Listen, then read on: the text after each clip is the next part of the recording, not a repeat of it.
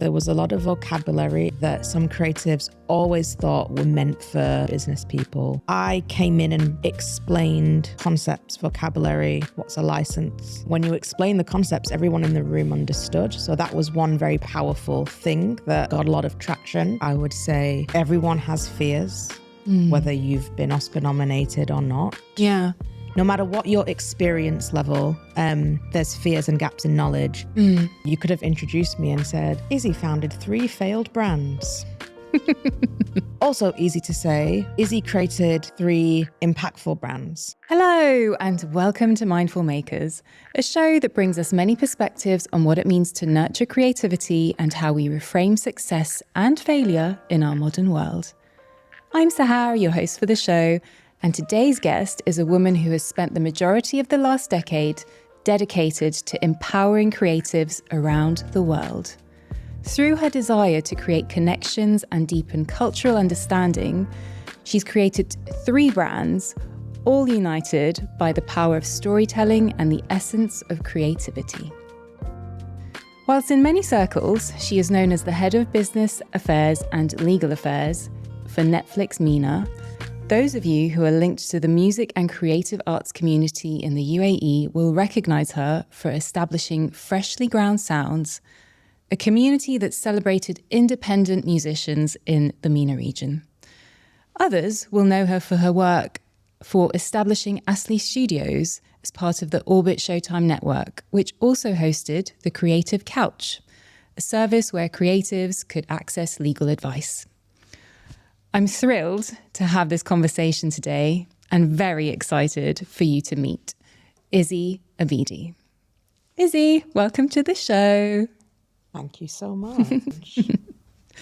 I feel like it's a very special time for us to have you here because you usually live in Amsterdam. So I would much rather have this podcast in person with you than over Zoom. So thank you for agreeing to squeeze it into your very busy schedule. You're so welcome. I love what you talk about, and it's important to talk about these things. So it's my pleasure to be here. So we've known each other for over a decade now, and I've watched you I've admired you through all these different chapters that I've witnessed and been privileged to see over the past decade. For the context of our lovely audience, and I guess in tribute to your passion of storytelling, I think it would be nice for us to start over a decade ago when you established Freshly Ground Sounds. Can you tell us why Freshly was so significant and meaningful when you created it and what it did for the creative community for people who didn't know what it was about? Freshly came at a time and a place. So time being 2012, 2013. Place being the UAE, where there was a subconscious great craving for musicians to express original thought, original storytelling through their music. The space existed in the sense of there were people willing to listen, but there was not a platform. There was not a community. The communities were siloed. And I think by the simple act of me asking if I could play my guitar at a little garden centre every Saturday, many musicians came up to me and said, "Can I do this?" And I was like, "Of course you can." Many audience members who came to enjoy it said things like, "This is feeding me. I miss this. I wish Dubai had more of this." And that was the seed that was planted, and community grew around it from both sides. The people who appreciated that original storytelling through music, and the musicians who wanted a place to express that. And that's the very simple answer.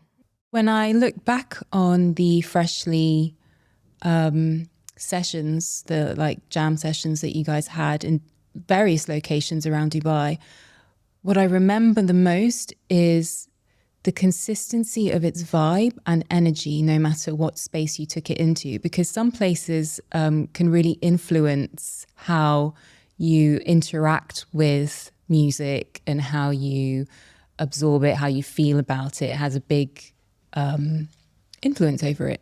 But what I loved about Freshly is you'd created this vibe that still translated no matter where you went, whether it was at a cafe in a garden centre or a burger shack by the beach, or the multiple little pop-ups you used to have.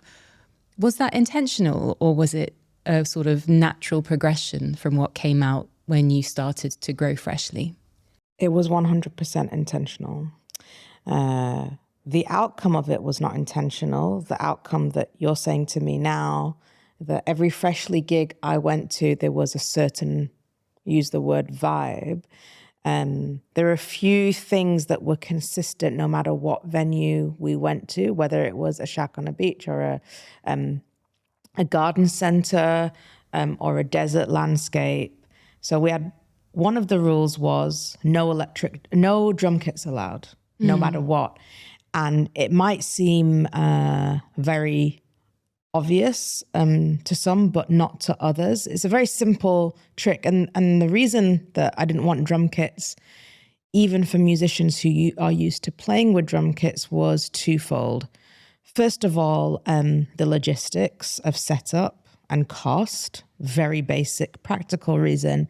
But the second one was more nuanced because this was the first time there was consistency on a platform in a community where original music, original storytelling was being shared to a wide audience. And a lot of that is, melodies, but a lot of that is also lyrics. And so I wanted an audience to be able to appreciate that. And the second thing that I believe was consistent was we always wanted enough room for people to be able to sit on the floor. And after one or two venues understood that, when we got pushback from venues, we would try and explain, by showing photos of previous gigs, but also saying, we're going to bring a living room to you. We're going to lay out Persian carpets. We'll bring our own. When Freshly first began, it was literally me loading up Persian carpets from my house into the back of my car, lamps from my living room. I still have these carpets to date in my home in Amsterdam. And so I think when you talk about a vibe, I think there was consistency, even though the venues changed, the artist and the audience. And the simple trick of the drum kit, no drum kit, meant that there was probably more scope for people to sit with what they were hearing and observing. That like lo-fi vibe. Lo-fi vibe, yes. I remember that. And I remember when I volunteered to help set up for a couple of the gigs, I was so blown away by this sense of community and togetherness that was created via you and the Freshly team amongst all the volunteers. Usually setting up for events can be quite stressful. You're against a deadline and you've got to like cram stuff in at a very tight time and space. But everything was just, we were working hard, but it flowed. And I think that also came out in the audience's interaction with the events as well. This element of flow and helping each other out and togetherness that you don't necessarily get when you just rock up at a corporate gig or something that's been organized on a more, I guess, larger scale. Correct. The volunteers, incredible people, some of which are very close friends to date still. Everyone was doing it purely driven by passion, or wanting to be part of a community. And I feel like that desire to want to be part of a community takes away the stress of sometimes what commerciality or commercial events planning can bring about. And because it was lo-fi, it didn't matter if things went a bit wrong. We were answering to ourselves. And there's something very powerful about having your own sense of agency. We didn't have to answer to an employer or a shareholder, not even the venue. Anything that we did for the venue, even if we brought in 10 people, was a plus. And as the brand built, venues wanted to be associated with our brand. So we had no pressure. That's a really, really beautiful space to be in when you're creating. A beautiful space. Yeah, and quite rare actually, because usually you have someone trying to come in and influence it, which we'll talk about, because I think there's a whole like side of that to unpack when you're looking at bringing creativity into the world and the influences that you do let in and don't let in. So I think that was a luxury to have at the time. Correct. And it was a combination of right time, right place as well. I don't want to romanticize it and say, yeah, I thought of this idea and community. It was also time and place, and luck and fortune had a really big part to play. If I even attempted to recreate something similar now, I'm not going to say impossible, but I'd find it very, very, very challenging. I remember that you were running Freshly Ground Sounds alongside a full-time job at the time. And I mean, having experience doing things like that myself, full-time job, personal life, it all requires quite a great deal of self-motivation and self-discipline and energy. What's your, I guess, key tips for mind, body, and spirit hygiene when it comes to someone like us who would want to start a creative outlet on the side of their main job, but doesn't want to get into burnout fields? Sure. Because that's quite easy to do, I imagine, when you like get so passionate about something, you want it to happen, you spend all this time on it, and it just carries you into this space where you don't end up having enough time for yourself, but you want to see this passion project grow. I'm glad you're asking me this 10 years on, because I would not have a good answer 10 years ago. But looking back, having boomeranged between full-time job and not, doing my own thing and not, working for a corporate and not, I would say some people, the word side hustle is used a lot in our generation as well. And I would say how to avoid burnout is, first, if you have let's talk about a creative endeavor or a passion outside of a day job. The first and most important thing, which I wish I did earlier on in my life, was prioritize the why. So are you playing music to make an income? Is that one of the end goals? Are you creating a podcast to create an income? Are you painting to create an income? Now, if that's one of the end goals, another one of the goals could be it's my release. And then it becomes a side, not a side hustle. And that actually becomes part of your balance of rejuvenating.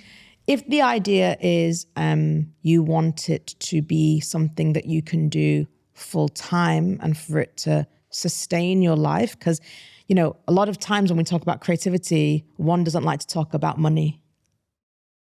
The two don't really like, oh, that's not mine. But actually, real talk, that's quite an important part. It doesn't mean that the two have to go hand in hand, and we can come on to that. But what I would say is the first step is figuring out the why and the goals. And that will then allow one to prioritize. So if I have a passion project and it's currently feeding a release for me, that is my release from my day job. And it might be that the passion of your day job and the passion of your outlet or your side hustle are actually both have some commonalities. And that's where you can find a magic space. So doesn't fully answer the question maybe, but I would say figure out the why. And it might be a little bit uncomfortable at first, but sitting with the discomfort of why. Am I really doing this because I want to do this as a full-time job? And what does that mean? Because a lot of the time I feel like we stop ourselves from thinking about the practicalities because maybe there's some fear there. Maybe it doesn't feel right that I'm talking about creativity as a business, and that's the space I operate in today. And so I would say, as soon as you do that and make a little bit of a roadmap of what that could look like, it takes away a lot of the unknown. which takes away a lot of the fear, which can then make your mind relax a bit more. Yeah, I hear you, because what essentially you're saying is that common thread that you find that connects you to realizing it's an outlet and not an additional job can fulfill you in so many ways that might ground you, might elevate you, might do all the things that you're looking for elsewhere, and unite it, because you are the person doing both jobs. So you can find that within your essence and realize how you move in the world through that space. Absolutely. And I think it's just about I'm me. So that's why I mentioned that some people call it side hustle earlier. I don't use the term. I take away the hustle part, because actually if you're in your flow, which is terminology that I've heard you use, and I like that, then, passion should feel effortless. If that passion is also something that you want to turn into a business, and that's an unknown space, an uncomfortable place, that's also okay. But acknowledging it does make it easier to deal with. Yeah. With Freshly Ground Sounds, my intention, and maybe that's also why it was easy to set up, my intention was never, ever for it to be a business or my sole source of income. Right. I set it up as, I was tried to do a nonprofit and explore different things. And eventually I set it up as a social enterprise. And that for me was enough. So navigating slightly forward now into the chapter of Asli Studios. You set up Asli Studios with the Orbit Showtime network here in the UAE. And there was programming from the likes of Disney, HBO, Bravo, all that kind of massive media work involved.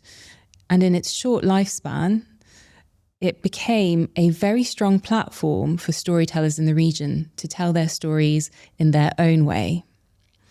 So where did that concept come from? And what was the urgency to create it whilst you were with OSN? I like that you use the word urgency, because it did feel very fast. I remember it being very fast, and I was blown away by how you created this space in such a short amount of time. So I'll start with the first question about why, and then I'll come on to the very, very fast urgency. So the first part was I had built this brand, this community, Freshly Ground Sounds, even had a shoot off freshly pressed, and it was really feeding my intention to empower storytellers, and that was in the music sphere. I then had a job at a very well-known regional network that was working with the Disneys, the HBOs. And when I was in that world, that studio world, I also, because of Freshly, had a community of not just musicians, but creative storytellers, writers, directors, producers, podcast storytellers. And I thought, wow, I'm sitting in a building that has access to some of the world's biggest platforms. And I am also sitting in a space as Izzy and as Freshly Ground Sounds, where I have access to hundreds of storytellers. How do I bridge this in my capacity as my day job and my capacity outside of the building? So that was the why. And I thought, did it with musicians, just do it with writers. Easy. And was it? It was effortless to sell the concept internally.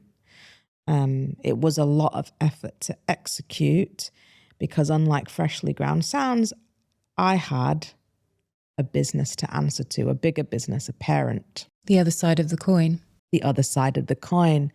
And I learned a great, great deal from that. And the urgency came about because it was pre-streaming wars, as they call it. But the urgency came about because there was a pot of money that I knew that I could access internally to fund this. And I wanted to sell the concept internally and show a proof of concept before that money went to something else that was potentially global or international or bringing content from the West to the East. I flipped the coin and had a sense of urgency that I need to do it now. And I was also riding hot off the heels of freshly, I guess, being, I don't know if peak is the right word, but I was really in that space in the creative community. And looking back, there was maybe an expectation from a lot of the creative community. What is Izzy going to do next? She's at OSN now. How is she going to use that platform? This is before influencers and Instagram reels and all that. But now that you asked me the question, I think I felt a sense of responsibility, and there was probably expectation. I can really see that common thread again coming through of empowering creatives through both of these very, well, slightly different platforms, but focused on very different areas. And through the workshops and the talks and the events that were taking place at Asli, this, emergence of giving further voices to creatives from the region, allowing the world to access that as well, was new for its time. And I think, hats off to you for doing that, because we needed it, and we still do need more storytelling to come from this space. I think there's a lot of amazing stories to be told. There's a lot of interesting discussions to be had. And like you said, it was pre-influencer craze. It was pre-TikTok and all of that.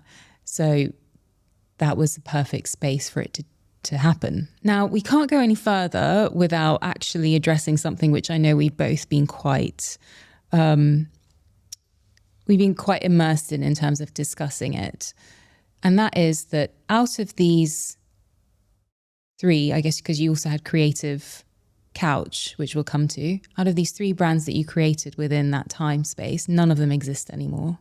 None of them exist anymore. Like, they're gone. Bye.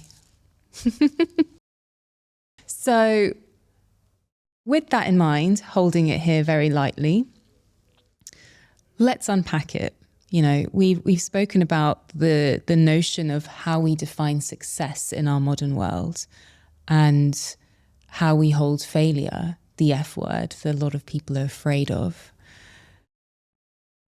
And I think it's very important to unpack it because we've got the ability to reframe these words that hold so much power and weight in a lot of people's lives for generations to come. Do you agree, disagree? Failure. So as you named those three brands, including their offshoots, one could say, you could have introduced me and said, Izzy founded 3 failed brands.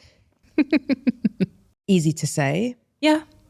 Also easy to say, Izzy created 3 impactful brands. Yep. And I believe that, I'll speak for myself. I am conditioned to think that from our parents' generation, I guess, that going to university is a rite of passage, that staying in one job for a long time or doing one thing, let's say doing one thing for a long time, is a good thing, is stable. In corporates that I've worked in, the sign of success is scale, is numbers, is profit. And if I think very binary like that, then where is the space for impact? Where is the space for the one-hit wonders? Which are also very important in life. Which are also very important in life. If you think about your favorite one-hit wonder, or the audience can think about their favorite one-hit wonder, how much impact that has had, how much smile that has put on their face or their face of loved ones. Hello, Christmas number ones. We're looking at you. Oh my God, let's do that now. played at birthdays, played at funerals. Would someone call that a failure? And I think especially when creatives, when storytellers kind of skip over this of what does success look like, and the quick and easy answer is, okay, scale, business, profit. There are so many more models, and so reframing is important. And failure, the word failure is discounts, I believe, celebrating the small wins. The effort it takes to even write a song. Doesn't have to make it yet, but that's a win. That's an expression of creativity. So I think there's a lot of reframing to be done, especially as social media comes in. Yeah. Where algorithm is based on scale and data, but the content is creative and storytelling in nature. How do you bridge that gap? And one of the most powerful things I believe one can do is reframing. Yeah. I'm hearing that you reframe it through understanding that the death of a brand is not necessarily tied to its longevity or its productivity in terms of numbers. It can be, not all brands are created for longevity. They're created to make delicious impact in a very small amount of time, but influence others and create a foundation for people to work off for many years to come. Absolutely. The width or the depth of impact and not the longevity, the linear timeline. Think about cult classic films. If we want to talk about impact, think about musicians who didn't live a very long life. I think when creatives, especially in the creative space, think about the meaning of success, looking at impact can be a really powerful way to think about your voice. Yeah. Because when you look at impact in that way and you reframe it, you're able to move on in a more meaningful way rather than being stuck in this, I guess, cemented concrete idea of what you thought it should look like, and let it live and breathe its own life. Yes, it can be very limiting to think that way too, subconsciously, which can potentially prevent you from future opportunities. If I sat after Freshly and Asli and said, "Oh, I've done 2 brands and they've failed," that would really limit my energy to continue working in the space that I work in now. Yeah, absolutely. And just because it didn't survive 40 or 50 years doesn't mean it wasn't a success. I mean, you can empower lots of other brand owners by letting them know that, because they're therefore, I think, be more willing to take risks, be more willing to try things out, and not be married to this idea that it's got to work in a certain way for a certain amount of time and the data has to prove it. Otherwise, it's not impactful. It can be impactful in many other ways that are meaningful. Yeah. Absolutely. And it's such an easy, I would say, trap to fall into nowadays, because things are algorithm-based, follower-based, like-based. And so it takes a while to sit and look beyond that. And I would encourage anyone who's thinking of a brand or building their brand to reframe it and not be attached to it in the sense that I'm attached to it forever. Look at it as a project that you want to make impact with, or a story you want to make impact with, and try and find examples in your industry or field of things that are legendary. So, there's no such thing as an ex-celebrity. Ex-celebrities are legends, usually. So I would encourage anyone thinking of a brand or creative space to detach from the idea of the length of time as a measure of success. I love that. I think it's really important for creatives to hear that, especially today where we're bombarded by everything in social media, like you said, algorithms, data, etc. Stepping back and having the courage to actually sit with the discomfort of that is really important, because it allows the space and time for contemplating the potential of something. And coming to that, I want to circle back to the creative couch and the legal advice that you used to give creatives on that same thread, because I can see earlier you mentioned creatives get a little bit shy when it comes to money or when it comes to certain processes, and they just want to create for creation's sake. Looking back on it, what were the most, I guess, burning issues that they would come to you for advice on when it came to their legal matters?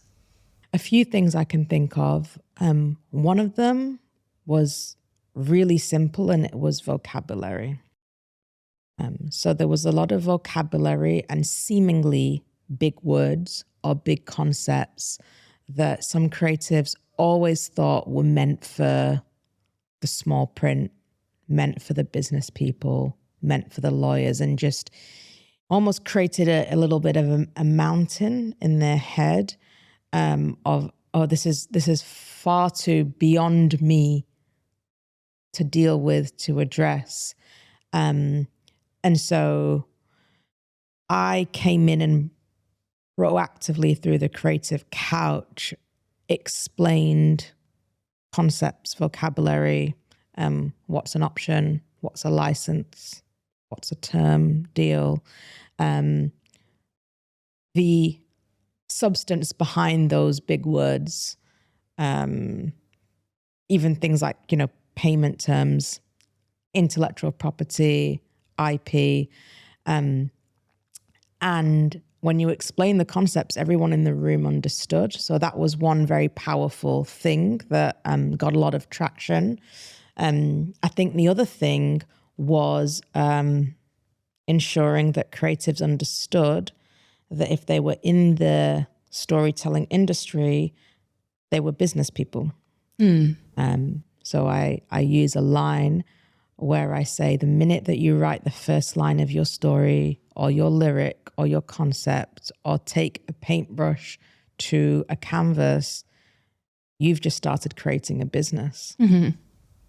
And so I think that combined with breaking down seemingly complex, nothing is complex when you break it down eventually. There's a lot of information that is sometimes, I call it gatekeeped. In what sense? I think a lot of the time, big corporations unintentionally say that this is a system.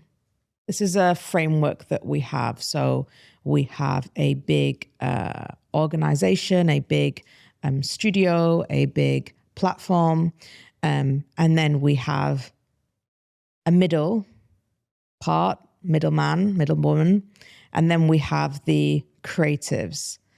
And there's no direct link. So there's this middle part that is left for the lawyers or the financiers or the business people.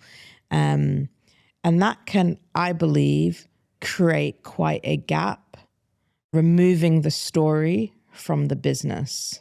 And when I say business, I mean the ability to, for it to go onto a studio or streaming platform, social media platform. And I work in that middle ground space, but rather than taking information from one and providing it to the other, I provide both ways. And I found there's a lot of richness in that. And that was essentially what the creative couch was. Come to this workshop, come and sit on this couch, and I'll explain how the business part thinks so that you don't have to spend a lot of your headspace thinking about that, and you can focus on creativity, but also know when you're entrusting business folk, finance folk, legal folk with your story, you know what you're giving up, what you're not giving up, and why. When you understand the why, it becomes a lot more empowering. Yeah. And so that's the space I operated in, and those were kind of the golden nuggets that creatives have told me that they benefited from. There were so many really established people in their field, whether it was art, production, writing, who surprised me by not knowing the basics of some terminology of deals. And it really struck me as a wow moment where I said, there's so much knowledge gap, and there doesn't need to be. Yeah. Getting to know the basics at least empowers you to know your own boundaries, I guess, what you do agree with, what you don't agree with, where you want to flex your work, where you don't. And that awareness can maybe open also opportunities for you as a creative, knowing that that space exists. Because if you don't have it in your vocabulary, how would you know how to use it? So becoming well acquainted with, like you said, the wording that's used to define parameters when it comes to legal documents. Yeah, if you were going on a 3-month trip to Italy or the Philippines, you would want to learn some basic Italian words or Tagalog words. I love this analogy. So why not do the same for yourself if you are stepping into a different country? You are stepping into an industry. Yeah. Why not? Will your experience be richer? Yeah. If you can say hello in Italian, if you can say thank you in Tagalog. And so when you're stepping between worlds and different worlds, and this is something that I have unintentionally done my whole career, I think now, is I play between, I can speak the creative language and I can speak the business language. And now I have reached a point where I'm fluent in both. And what can I do with that? That's where I'm at. So taking that now and applying it to the world that you're currently in, which is with Netflix, I can see that your passion and drive to empower creatives to tell their stories and help storytellers in the region tell their stories on that platform has been enriched even further by you going into that space. Or at least that's how it feels to me, because I can see the journey of Izzy through these various chapters. Having worked with successful Oscar-nominated creatives to independent creatives or emerging talent, what advice would you give them when it comes to starting out their careers? So we've looked at, looking at the basics, but as a creative in that space now, coming to these platforms, what would you say to them? I would say a few things. I would say everyone has fears, whether you've been Oscar nominated or not. The other F word. The other F word. Fears and failures. Fears and failures. Have fun. I was thinking about another F word. No matter what your experience level, there's fears and gaps in knowledge. And if someone was starting out, one thing that I have seen in the creative world is if a creative gets receives a successful opportunity, receives and creates a successful opportunity, whether that's through, let's say, an author gets a book deal or a writer gets a script deal or a pilot deal, then the next time that person, that individual has an opportunity, let's take with studios, for example, their expectation is, I need to do the same or better, otherwise I'm failing. I need to one-up myself. I need to one-up myself. I need to make more on this project than I did in my previous project. I need this project to be bigger than my previous one. And I need to start at this level because now I've reached this level. And what I would say to any creative starting out from the get-go is expect it to go like this. Undulating. And that's the reality of the industry. But B, more importantly, and it's only easy to do this with hindsight, which is why it's always good to give advice to those starting out when you've experienced something or seen something, is these undulations. I don't even know if I would go up and down. I might go, I try and want to branch out into without thinking in too much of a linear way, because even the opportunities that you don't get, or they're not panned out to the same or bigger, they're also slowly but surely pushing you in the direction of where your story is supposed to go, whether it's working with a particular brand or studio. Ultimately, if someone or an organization sees value in your story, those are the people, organizations you want to work with. And the ones that don't materialize that way probably in the long run weren't the right fit. And having those experiences and reframing them from failure to lessons can be very helpful. But no matter what your experience level, everyone gets nervous. And would you say, as careers progress and bigger opportunities seem to be on the horizon, perhaps they can influence the creative flow and process in a negative way? Because I've experienced that as well. When you've got this,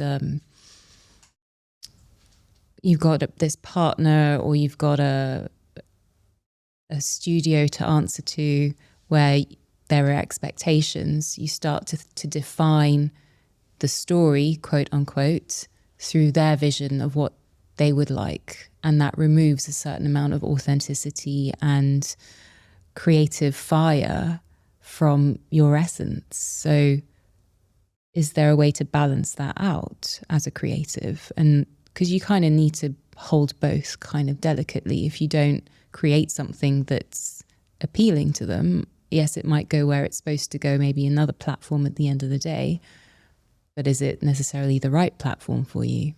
I'd like to pull out a word you said, which was authenticity. So I'm just going to take that. Authenticity, is it authentic to yourself?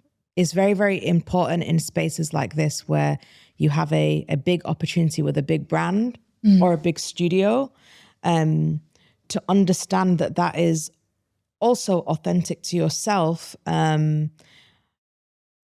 Because going back to the very start of our conversation of the why you're doing this, and this could be lots of different reasons. One of them could be creative outlet, my story, storytelling, authentic self.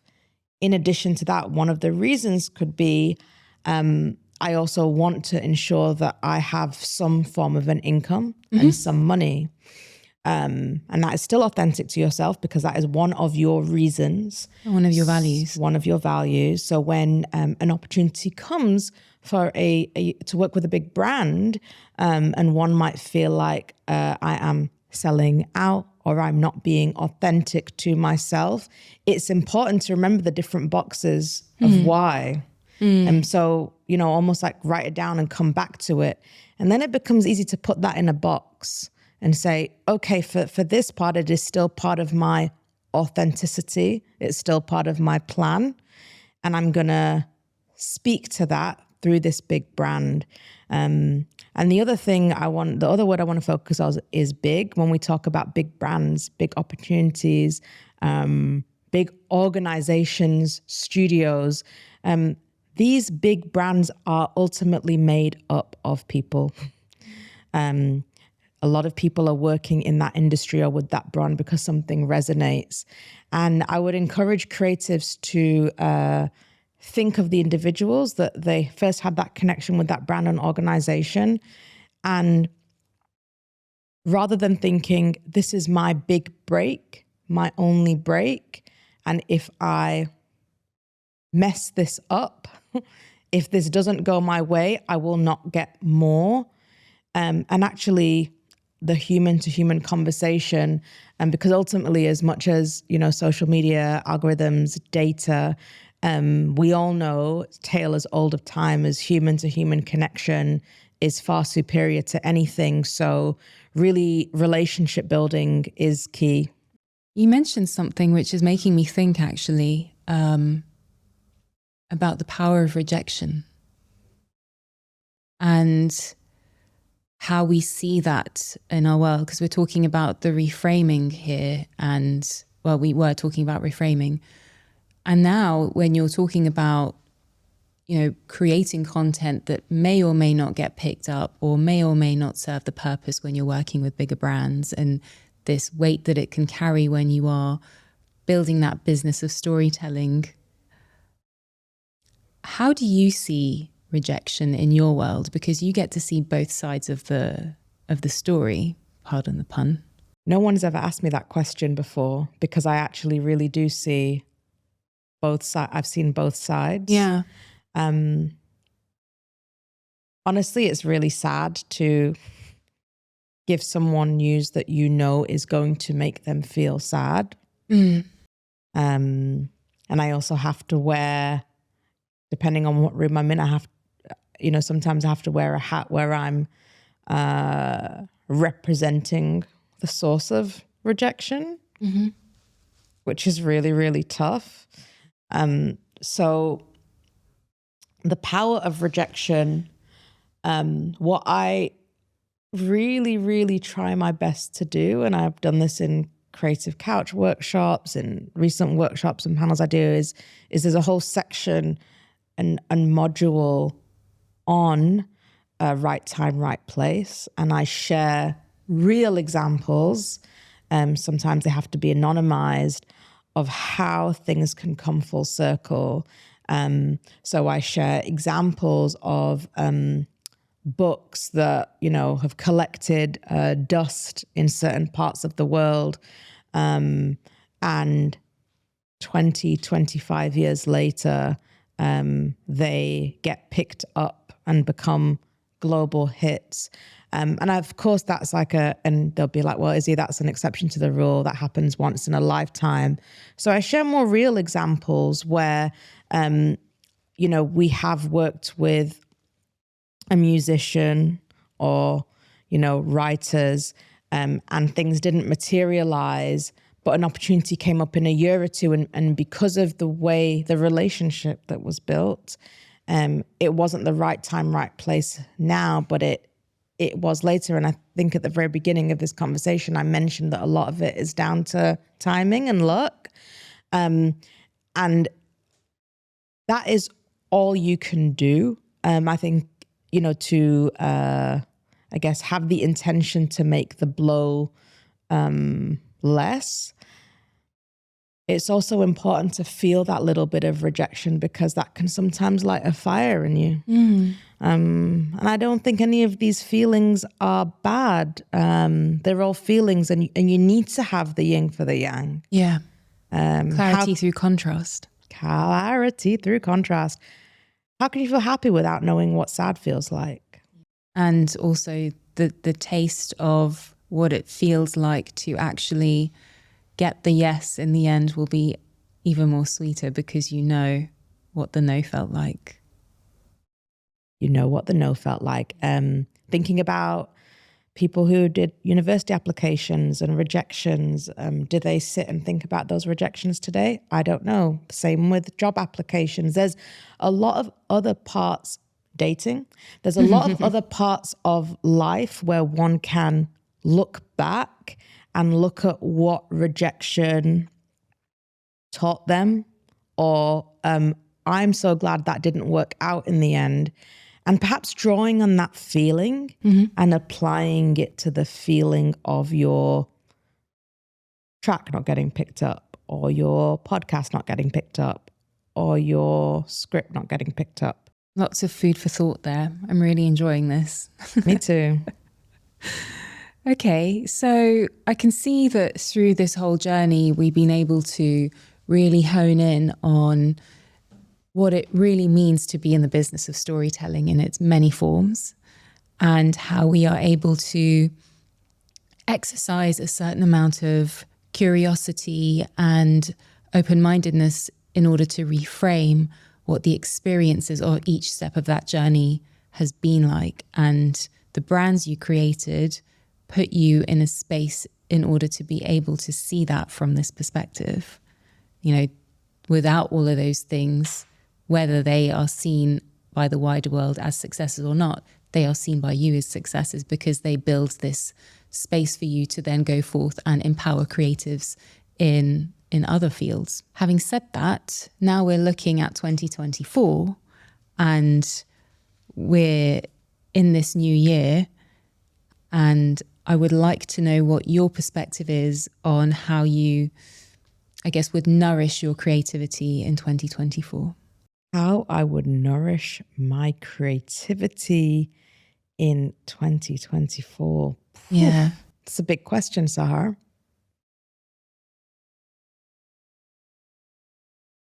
Conversations like this, we're coming full circle, keep reminding me of the why. Mm-hmm. We're here talking about how I feel like these brands have been successful, the power of reframing.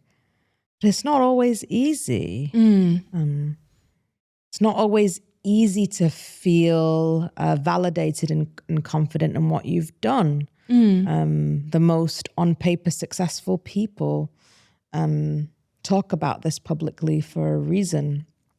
So conversations like this, not necessarily on a podcast every time, will, I think, help me nourish my creativity by feeling grounded in the why. Because as you introduced me at the beginning of this conversation, and now we're talking about the parallels, whether it's empowering musicians or writers or artists and ensuring that vocabulary is understood, them understanding the business of their story, it's been a common thread throughout. And so I think to nourish my creativity, I need to ground myself in the why. And how do I do that? I think how I do that is conversation and reflection, and finding patterns in your life to connect the dots. Because a lot of the time, hindsight can be a beautiful thing when you take time to sit with it and say, oh, this was actually led me to this, which led me to this, which led me to this. You've inspired me to maybe take a pen and paper and draw that out, actually. I can see a thread of coaching coming through in what you're describing. It's like you're coaching yourself through understanding our conversation and exploring the narrative. So would you say that that's playing a part in your creative nourishment? Yes. I feel like I'm in a coaching session with you where you're coaching me, which is a great experience. Thank you. Welcome to my space. This is the Mindful Makers coaching studio.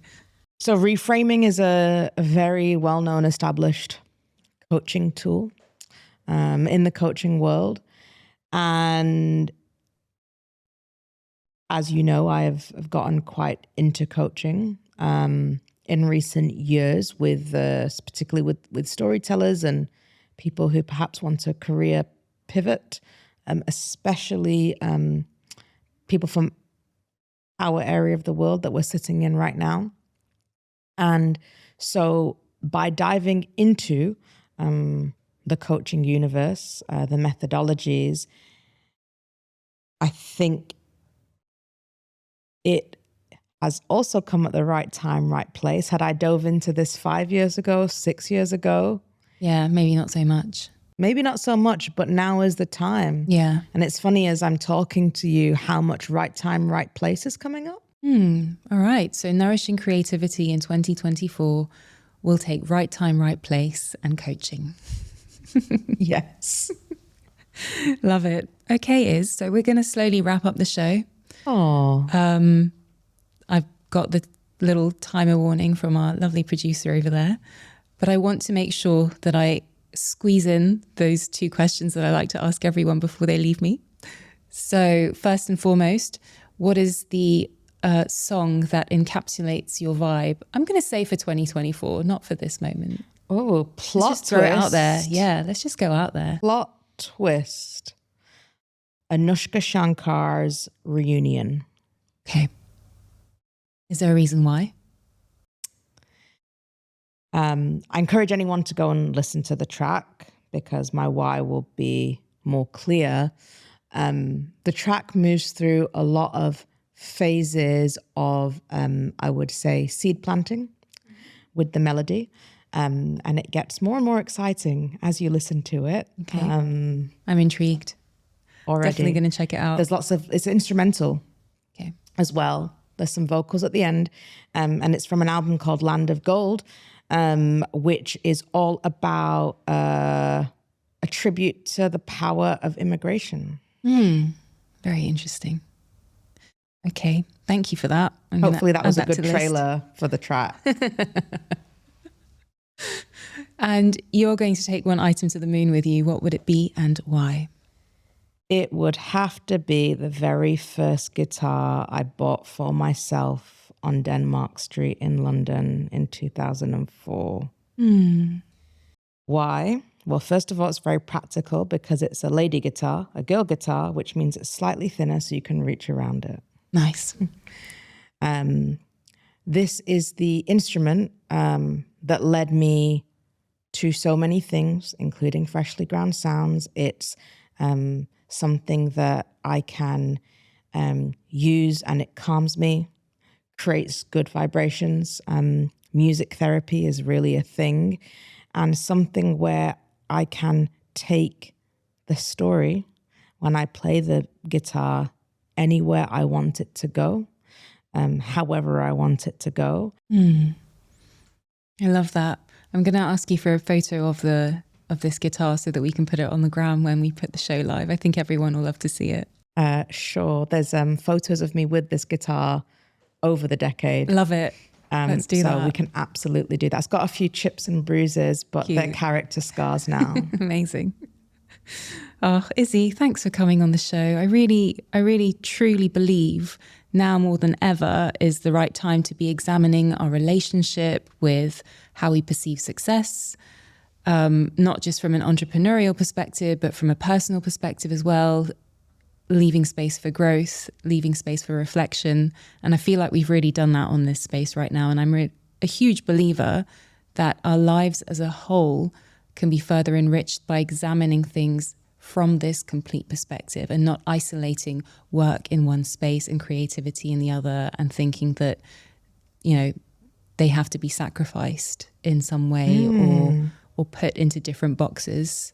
I also really like the fact that we talked about the whys a lot and how that why can be different for so many people and being okay with that, that's a lot of peace and grounding. So I really appreciate it. And I think the community is going to really benefit from everything that you've talked about. So thanks for making time for us.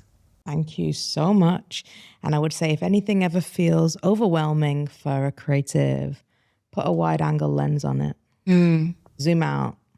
Because that's what we've done today when we've looked at the past decade, and it's really been refreshing for me. So I will thank you for today because it feels really good.